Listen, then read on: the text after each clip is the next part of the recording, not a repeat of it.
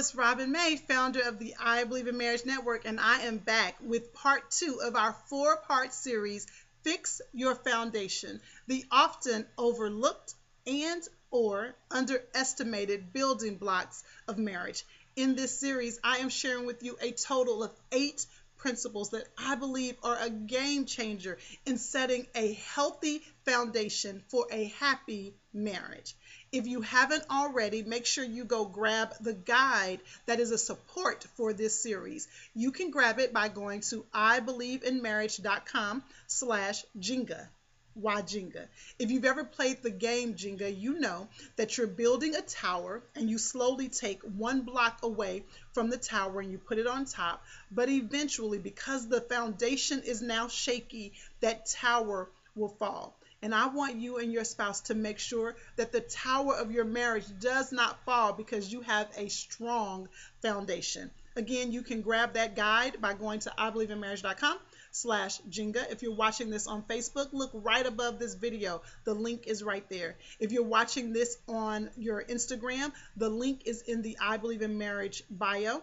And if you're watching this in your email, lucky you, it's right above the video also in the content section. Now, if you missed the first video, don't you even worry about it. You can find out where to get the videos in the guide, or just go to our Facebook page, go to our Instagram, or you can even check it out on YouTube. All right. Last week, I shared 2 principles, and I have some notes here because if I don't, I'll be talking for a whole hour.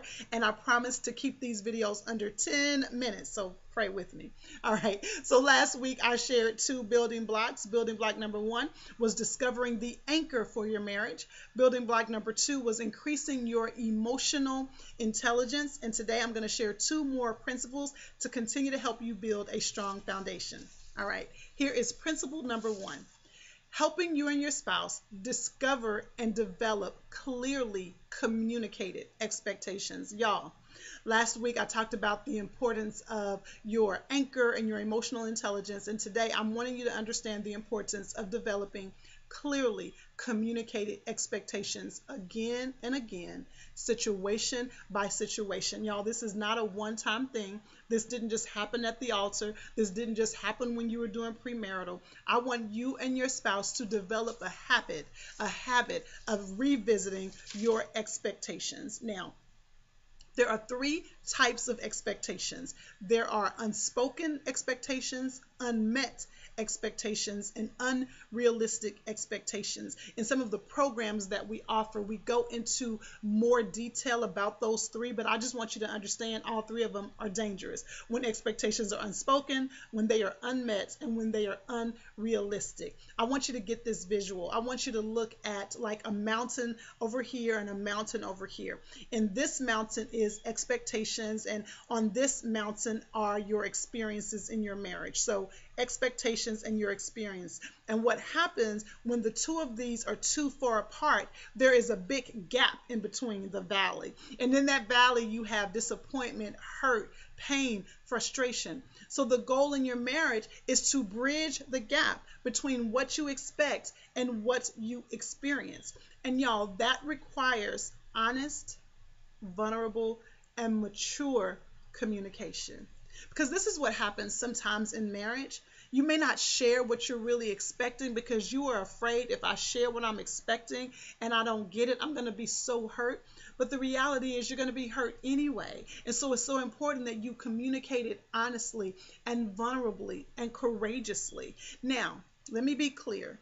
Every expectation we have may not even be realistic, but it's important to communicate that, to figure out where that expectation came from. So it doesn't mean all of them are going to be met, but it's important to communicate that. And it doesn't mean that when you speak it, things are going to change right away. But if you don't do it, the gap continues to grow bigger and bigger, and your disconnect grows bigger and bigger. And we're not having that in the I Believe in Marriage community. We're going to clearly communicate our expectations. All right, so let's go on to building block number 4, accepting and valuing accountability. When I talked about emotional intelligence in our first video, I said that might be my favorite one, but then I admitted all of them I'm loving, especially this one, accepting and valuing accountability in your marriage. Now, I say this all the time, and it's not always popular, but as a marriage therapist for many, many years, as a certified life coach for a long, long time, I'm telling you, y'all, if you don't want to be accountable, you do not want to be married. I'm going to say it again. If you don't want to be accountable, you don't want to be married. Now, listen, accountability is not about control. Sometimes the way we try to force someone to be accountable to us, it can feel like control. But accountability is not about control, but it is about commitment.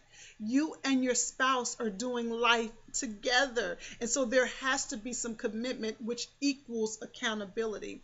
Now, accountability is basically you being responsible and dependable, and also you giving an account. You being responsible and dependable, and you giving an account of what's going on in your world and in your life together as a couple.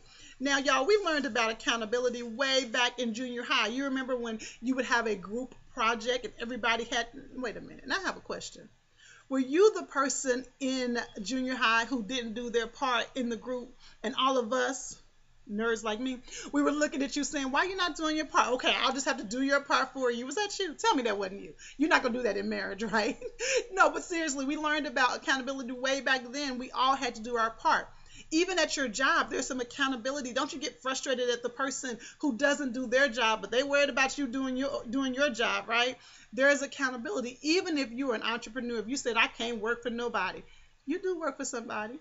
You work for your customers, and you have to be accountable to your customers. So the question is, if we have to be accountable in every area of our life, why is there so much pushback when it comes to marriage? Now, there's another important part of accountability in marriage, and that is being open to the influence of your spouse. Lean in, let me tell you something.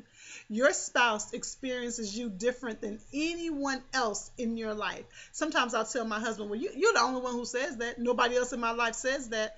Well, the truth is, no one else is doing life with me the way my husband is. No one else is having to live with me. Nobody else is having to share raising these kids with me. No one else is having to deal with bills with me. He gets to see me in a whole different way. He experiences me in a totally different way.